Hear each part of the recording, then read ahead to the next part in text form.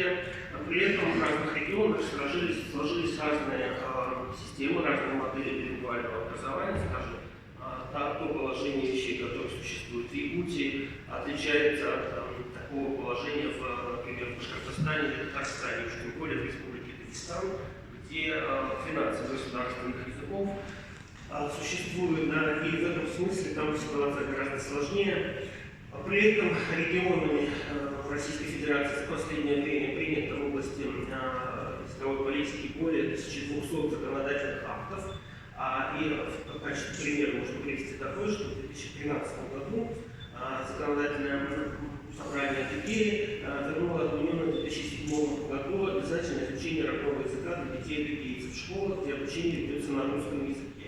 Ну и вы видите на слайде, что, скажем, в этой республике, в Адыгее, в дошкольных образовательных учреждениях преподается и изучается адыгейский язык, основы этнокультуры, адыгейская литература, там, и так далее. Там более 22 тысяч школьников в Адыгее изучают адыгейский язык, а адыгейскую литературу почти 28 тысяч учащихся.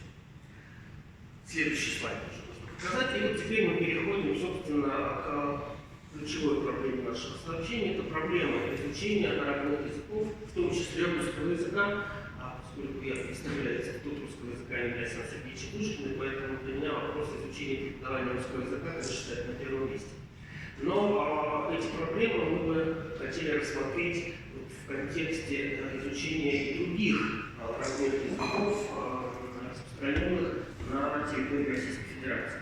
Ну и в качестве примера, да, проблема мотивации к изучению родного языка и чтения на родном языке. Да, вот этот слайд оставьте пока. Скажем, в Бурятии 40% бурят, по данным последних опросов, предпочитают в семье общаться на русском языке, 37% бурят на бурятском языке общаются в семье. И вот проблема мотивации к изучению родного языка, она, конечно, кроется в плоскости семейных отношений и того, насколько культивируется интерес к изучению родного языка, прежде всего в семьях.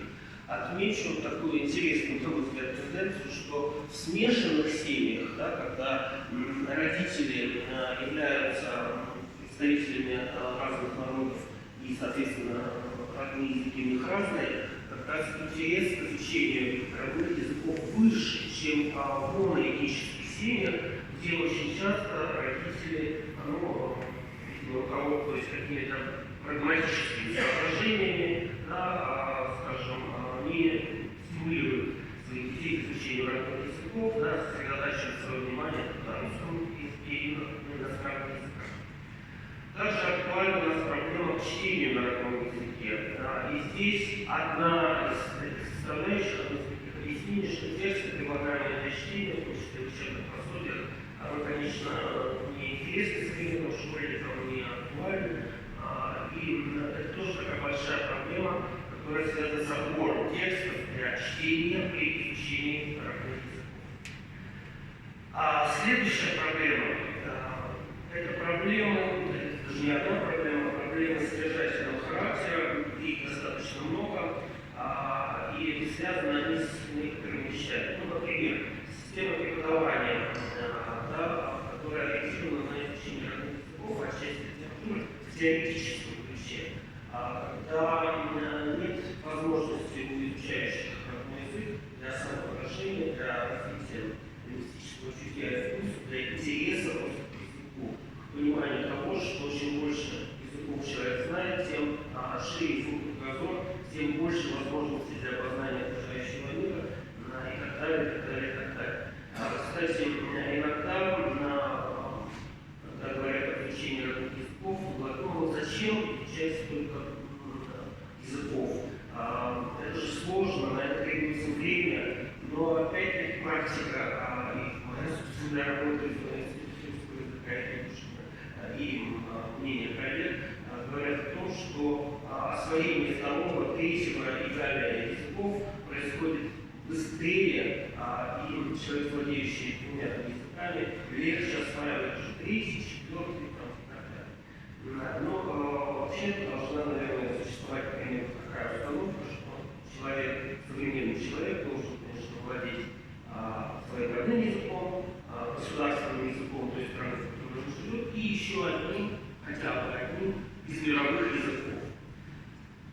Еще одна компонента содержательного свойства – это проблема содержания предметов русский язык, имеется в виду как государственный язык, и родной русский язык. Вот с введением законодательных изменений в прошлом году у нас произошла и сложилась такая очень сложная ситуация в плане ограничения содержания этих предметов. Но я думаю, что Ольга Ивановна Артеменко, которая по докладу, наверное, эту проблему тоже каким-то образом затронет. Следующая группа проблем. Это проблемы организационно-методического характера, назовем это так. И здесь их много существует, но я остановлюсь, пожалуй, на двух. Во-первых, это неравное владение русским языком в одном и том же классе, в котором учатся или могут находиться дети, являющиеся носителями разных культур и разных языков. И вот в таких условиях многоязычия требуется, конечно же, разработка методики преподавания русского языка и других предметов на русском языке в условиях. При этом, по сути, на сегодняшний день в России есть 4 мононациональных региона. Это Чечня, Ингушетия, Тыва и город Севастополь. При этом, вы понимаете, с 3 первых из названных регионов это не русскоязычные регионы, это как Севастополь, как раз русскоязычные регионы.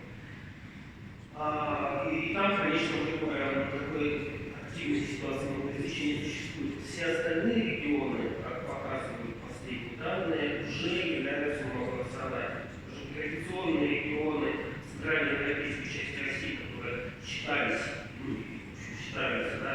русскоязычными, но там количество носителей языков, представителей других народов и национальностей постоянно растет.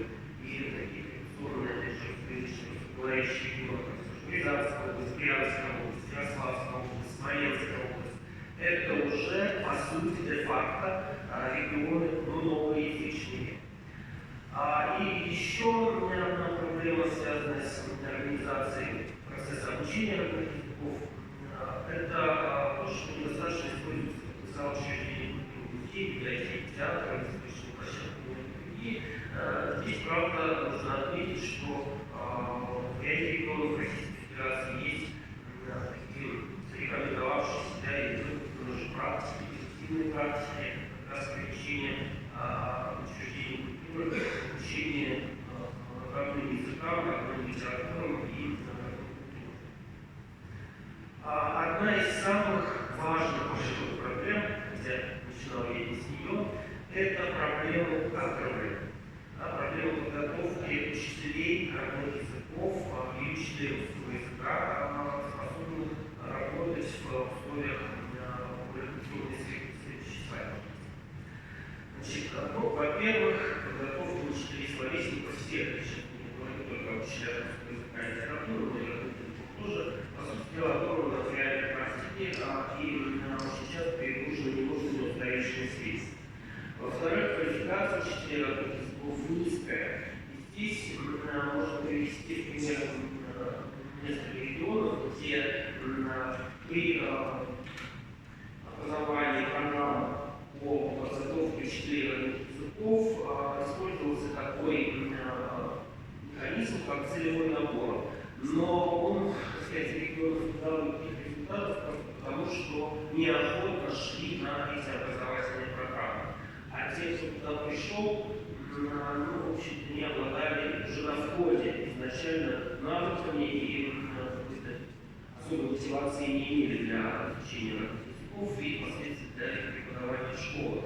И все это привело к тому, что, по сути дела, в наши школы пошли педагоги, учителя родных языков, в общем, условно говоря, троечники, которые, как вы понимаете, не смогли в свою очередь и реализовать те задачи, которые перед ними стояли. К тому же, не всегда учителя, преподаватели русского языка национальных республик владеют родным языком школьников, что тоже затрудняет процесс обучения и русскому языку, и Профессиональная поддержка учителей языков народов России, в том числе русскую литературу, носит несистемный характер, тоже можно признать, собственно, и далее на результаты представителей Министерства образования и науки в 2016 году по регионам Северного Кавказа, когда было выявлено, что за последние 20 лет учителя северокавказских наших регионов более 60% учителей русского языка и литературы не проходили никаких форм повышения квалификации. Это просто критическая ситуация, на мой взгляд. Система оценки качества работы учителей и русского языка и литературы и родных языков, конечно, носит формальный характер и не способствует их профессиональному росту. Следующая очень важная проблема – это проблема обеспеченности методическими пособиями, учебниками и словарями. Как уже было сказано, в России изучается 81 язык, но учебники, те, которые одобрены Министерством просвещения, есть только на 10 языках. Соответственно, учебно-методическая литература по оставшимся языкам либо отсутствует, либо еще не прошла какой-то экспертизы, либо недоступна для практикующих педагогов. Ну, опять-таки, встает вопрос о учебнике по русскому языку как государственному и как родному, в связи с нововведениями. И особо я бы обратил внимание на обеспеченность словарями. При изучении языка, конечно же, словарь – это одно из самых важных и существенных подспорий для учителей и для самих учащихся, поскольку освоение языка должно опираться вот на такие лексикографические источники. Но вот по данным Общественной палаты, в школьных библиотеках более 40 словарей, в школьных библиотеках в России, более 40% словарей изданы еще до 1990 года. То есть, что называется, шли годы, у нас другое столетие, другое тысячелетие, а словари еще те. А из общего числа имеющихся словарей 43% это орфографические словари, которые, конечно же, для изучения освоения языка вообще ничего не дают. Да? И мы с вами это прекрасно понимаем. Про словари фразеологические, словари эпитетов, других каких-то выразительных ресурсов любого языка, в том числе и русского, я вообще не говорю. Таких словарей в школьных библиотеках либо нет вовсе, либо они перенесены туда, собственно, подвижными учителями и собственной библиотеки. И существует в единственном экземпляре. Это, конечно, катастрофическая ситуация. А вот просто по-другому ее назвать и квалифицировать никак нельзя.